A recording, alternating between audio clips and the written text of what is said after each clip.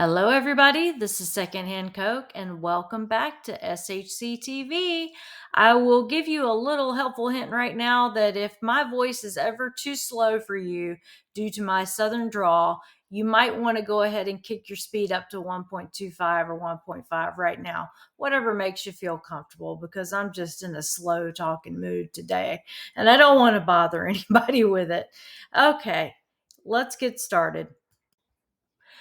Today, instead of carrying on with the horrid review of With Love Megan, episode 6, I wanted to address some things going on with Harry's abandonment of one of his legacy charities, Sentebale, earlier this week. He has, if you don't know, and I think most of you probably do, essentially thrown his toys out of the pram and rolled on, acting like a victim of whatever's been going on within the organization. Now, fortunately, there is a whistleblower within the organization who's ready to set the record straight regarding Harry and what the real problem is. And I want to talk about that. I want to talk about what the real problem of Sentebale is and the real problem of everything is. Going back, to in January, when I predicted that Megan would not be at Invictus, and I had my reasons for that, and I still stand by the fact that she wasn't supposed to go there, but we will get to that all in good time. What we need to know right now is that Sentebale, a very worthy charity, which I'll go into the history of in just a second, is about to be well and truly markled, as is other charities to come if the root problem is not fixed soon. So, as we know, Harry is only as good as the people that are around him.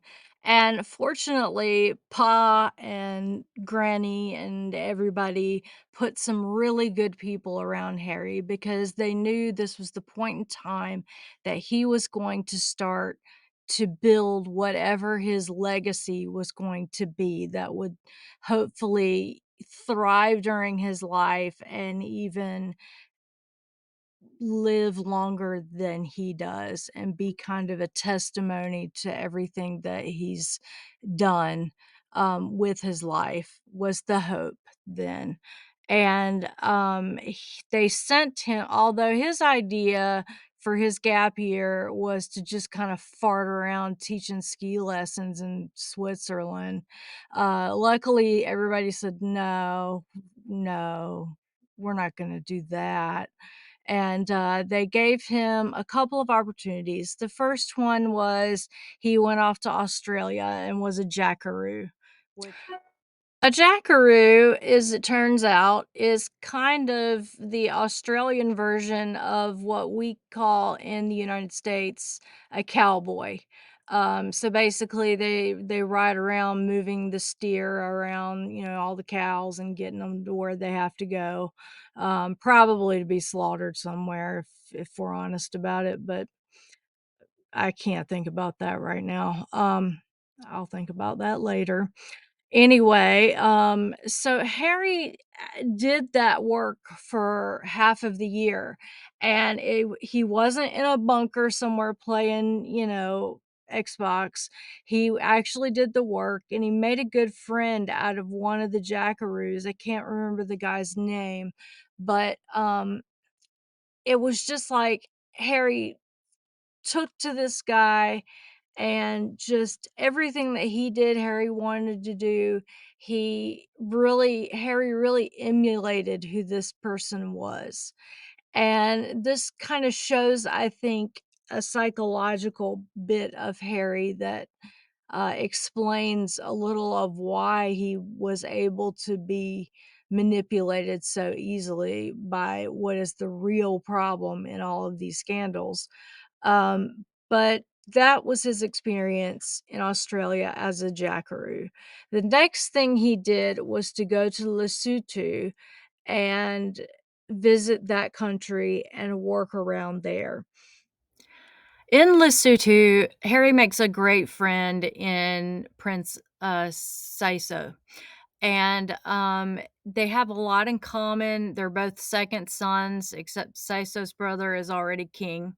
Their mothers both died at early ages, and they generally get along like a house on fire. And Saiso shows him the opulence of the castle, and or the not the castle, but the palace, and the areas held by the monarchy, and then he takes them out into the countryside and shows him the AIDS crisis, where everyone is either afflicted by AIDS, they know somebody with AIDS, they have AIDS themselves, or their parent has AIDS.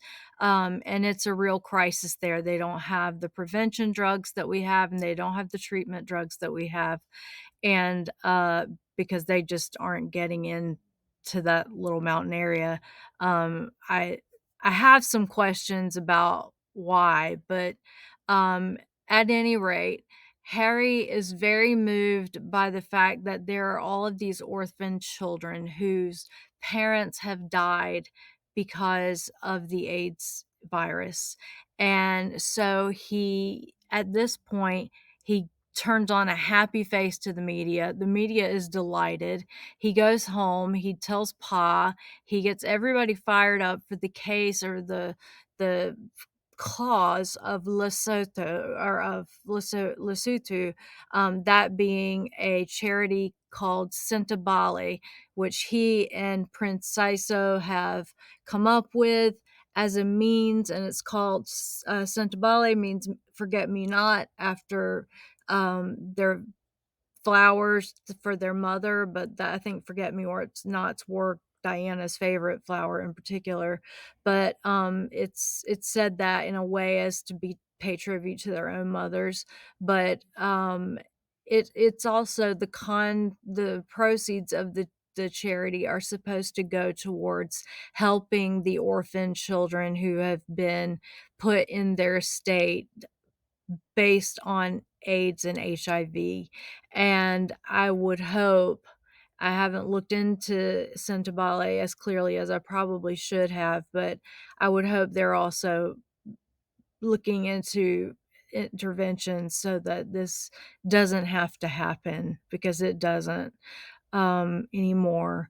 So, at any rate, that's what Sentebale is, that's where it comes from, and now, at this point, for some reason, both princes, Saiso and Harry, have taken their toys and gone home, and they're not playing anymore, and they haven't made a public face forward press brief. They've only done a blind test brief, or a press brief where you don't get to ask any questions. You don't even get to see their face as they read what they're saying. And Prince Harry and Meghan had said they wouldn't be doing any more of those kind of briefs. But, they lie as long as the day is. So it just is par for the course for them. But I am wondering what Prince Siso's deal is. Probably he just trusts his friend.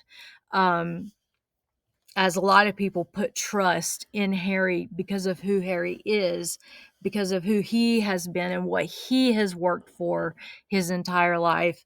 And these charities, this one in particular, Sentebale, is one that he worked for and created and served as the face for and generated millions upon millions of dollars for, so that some real good charity work could be done there to affect this cause.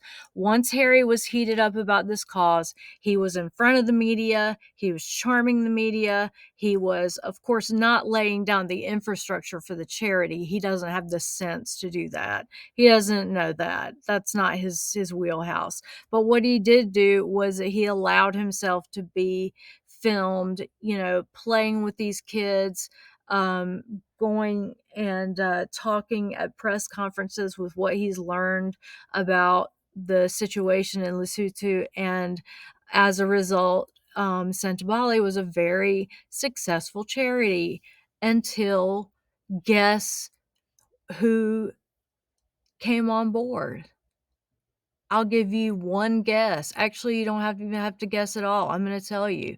It was fine until Megan came on board, and then we started to have problems.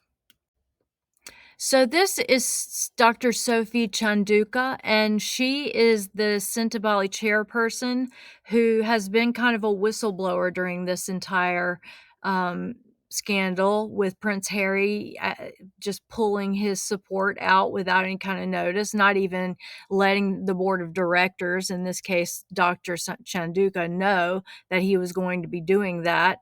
There's lots of turnover within the board of directors, but a lot of it is because of the fact that Harry, since he decided he had to Megxit for the safety of all mankind and his children, he is wanting to base all financial efforts in America. And let me ask you something. When it comes to Harry and Meghan, who do you think is is most vested in bringing the charitable efforts of Sentebale into America? Because to me, it's not Prince Harry, it's Meghan Markle.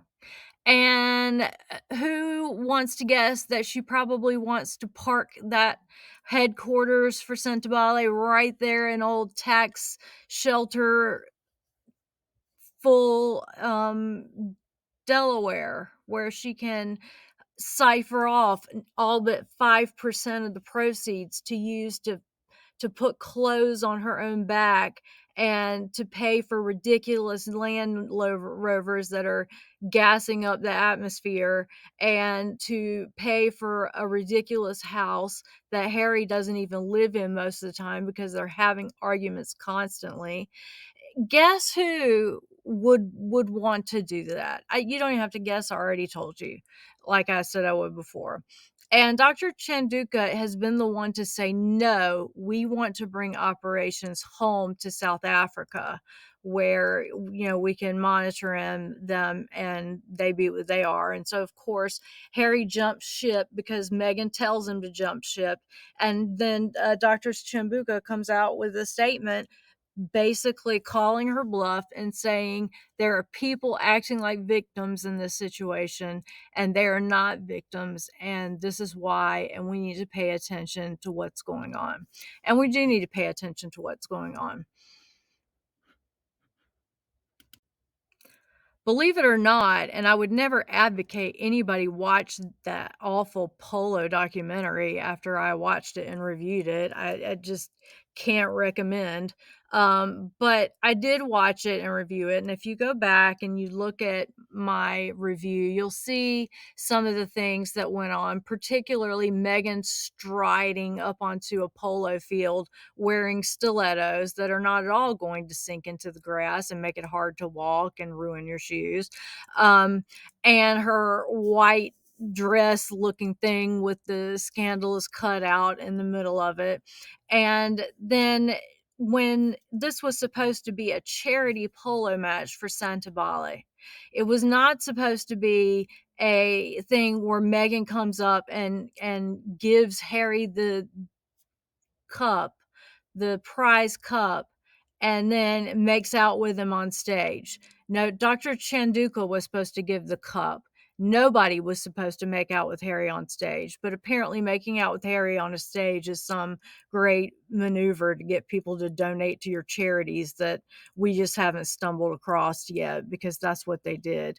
Megan was not supposed to be at that event at all, and she can't stand it when Harry is at something where he might get attention and she is not, especially since this was for this was for Netflix and was going to be seen on Netflix. She just couldn't stand that she not be seen somewhere in this series, and she stomped on in and horned her way in, and there you are seeing the result. And this was one of the first times that the public saw some scandal within Sentebale, and it caused scandal because everybody was in a backlash, like, What is Megan doing here?" I've got a graphic down at the bottom of Damien from Mean Girls saying, "She doesn't even go here." That's kind of how people react to Meghan Markle. She shows up at things and everybody's like, "She doesn't even go here. What is she doing here?" And that's what's happening here. And Dr. Chanduka here is not happy. Nobody's really happy, but it's just showing how this relationship is starting to deteriorate, and we can see it right there in the dialogue and in the shooting and in the storyline for Polo. And here's another example of Megan doing exactly that same thing, except she's wearing that big awful hat that time. But she cannot let Harry be on a stage lest she be on it. Hence her flying to New York while Harry did his deal with the Ravek tour. Not the Ravek tour, it might as well be a big tour of judicial types just walking around singing songs and making a musical out of Harry not getting the security he wants. Um, but so Harry's out being seen going in and out of court for the Ravek hearing. And of course, Megan can't stand that. So she goes to New York. She shows up backstage for the cast at Gypsy, the cast of which is more talented than she is. And is again, it's like she doesn't even go here. Our show Gypsy has higher value than anything that Megan has ever done theatrically. Like, Suits is nothing to being on a Broadway show, but Megan shows up on it like she's gonna give the cast some support and a big, bang a welcome, like, "Look, I deigned to come see you today. How great is that?" No, again, she's not supposed to be there, but she's there. So anyway, with this picture here, so it's just another example of Megan commandeering the polo and Megan showing that she cannot sacrifice time on a stage and without upstaging everybody on it. So God forbid a Sentebale scandal go down without a stupid sugar getting involved. Sentebale made, and this is courtesy of the Meghan Markle sub. I can't bring myself to read what goes on Twitter or on Instagram about this woman. It just drives me nuts, and so I don't do it. But I did get this, so thanks to that eagle-eyed sinner who put this up here for us. Um, so this is just a neutral post from Sentebale about some women who completed a 3-month dressmaking training. And so it's going to, help them in the future, and it gives them a trade and whatnot. And at the end, Sentebale specifically says, because they've already getting backlash, so much sugar attacking them for what stupid Meghan Markle does, that they've probably all got cavities by this point. But they specifically ask that as they share this moment of celebration, we kindly ask you to be respectful and encouraging in the comments. These young women deserve it. So these young women have achieved something. They have nothing to do with Harry or Meghan or even Dr. Chanduka, or except insofar as Dr. Chanduka is trying to preserve the money that goes into their doing these precise kind of efforts. Um, and so then we get comments like, "Not a real doctor, but a liar. Chanduka needs to step down from the charity that she has financially ruined." That she has financially ruined? Really? See, I would think it would be the woman who moved it to America so that she could park it in a state that lets you glean 95% of all charitable donations and use them for promotional causes or r what is it called? The financial use the 95% of it to run the actual charity, to pay the people who work there, to buy thousands and thousands and thousands of dollars in Megan's shoes, to get her more luxury single flights, to, private flights rather, to basically fund her lifestyle because right now they are getting very low on funds. Else she wouldn't have started that, buy my closet routine and put all of the stuff that Kate Middleton wears in it. But anyway, this kind of stuff just drives me nuts because it's so stupid. Get out, Sophie, before it's too late. Why are the doors to the center locked? They're locked because of Megan, the scam artist. That's correct. What have you done with my contribution? Look at Megan's closet. It's right there. I it just drives me nuts. It drives me nuts, friends. I'm sorry, but it just gets me hot under my collar. In the end, though, there is a cost to all of this, despite the millions that have been donated for the people that you see on the screen right here. And the people that you see on the screen right here are the ones who will pay the ultimate price for Meghan Markle's shenanigans. Prince Harry is complicit. Prince Harry is a problem. Meghan Markle would not be the problem that she is if Prince Harry had not made her a problem and had Prince Harry himself not been a problem. In this case, what I want people to start to understand, though, is those two distinctions right there.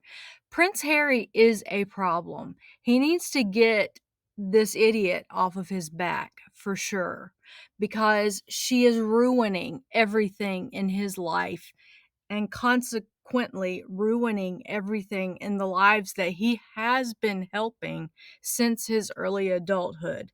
Now, like Prince Harry or not, I personally do not.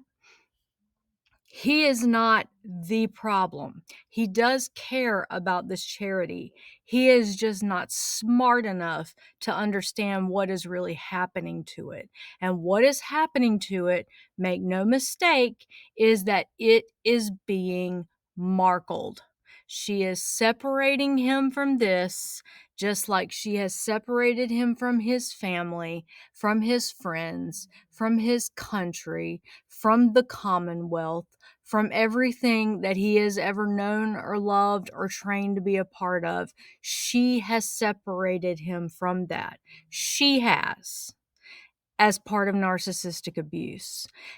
Harry is at the point now where, yeah, he needs to be waking up and realizing that his weakness, that his inability to spot or to admit at this point that the person that he married is indeed a huge problem and a huge blight on the planet is now our problem. But make no mistake, Meghan Markle is the problem. She is the problem. Harry is a problem. Meghan is the problem. Let me continue. So, this is the organization that is next to be markled.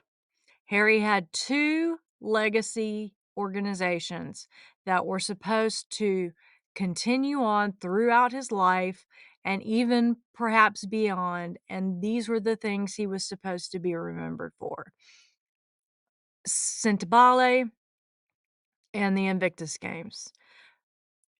We know what's going on with Sentebale. I kind of hope that there's some way for Harry to make amends and to get his wife out of his head when it comes to business, and I don't know, go tell her to go try to get something trademarked for once, because she's not been able to so far.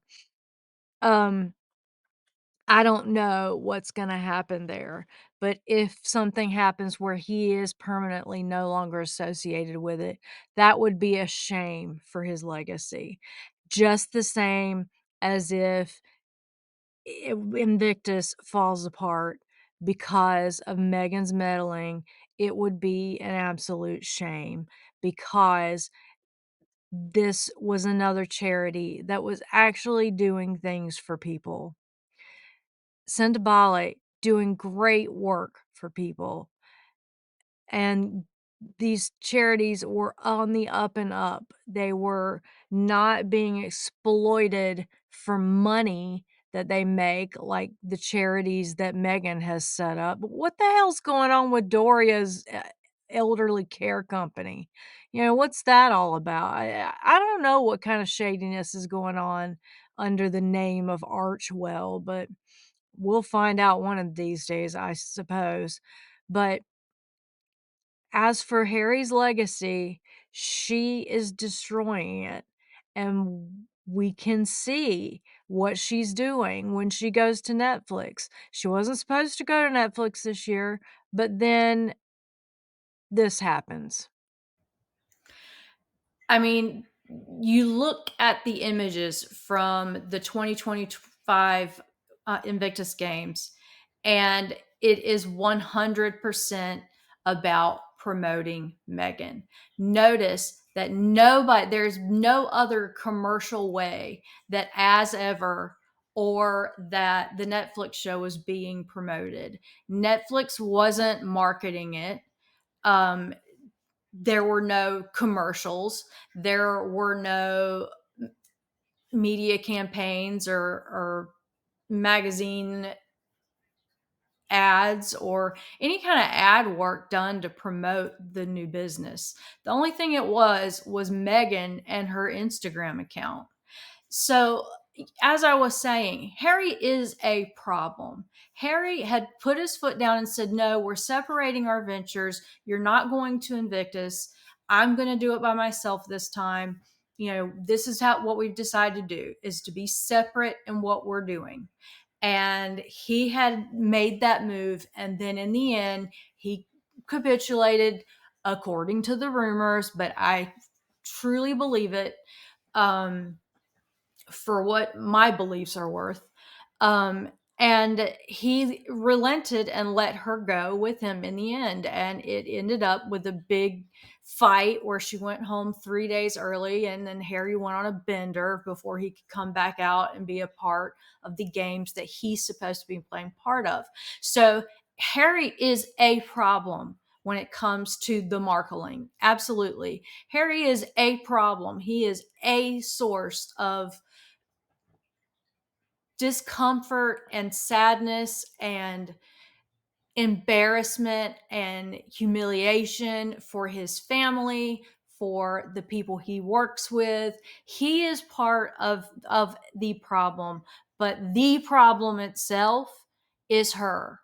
And I want to know when people are going to just start saying that in the mainstream press outright. Meghan is the problem. Harry is a problem. Meghan is the problem because she is, in fact, well, I can't say in fact, but she is almost certainly the person who is resulting in the shady practices that are leading people to leave these organizations in droves. And again, who gets hurt in all of this? Not her ever. Um, and not Harry.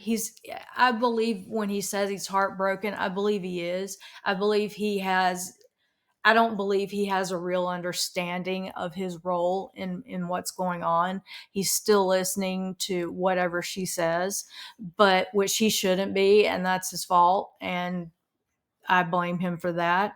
But I believe he is heartbroken because this charity was very close to his heart and it was wants to be one of his legacy projects.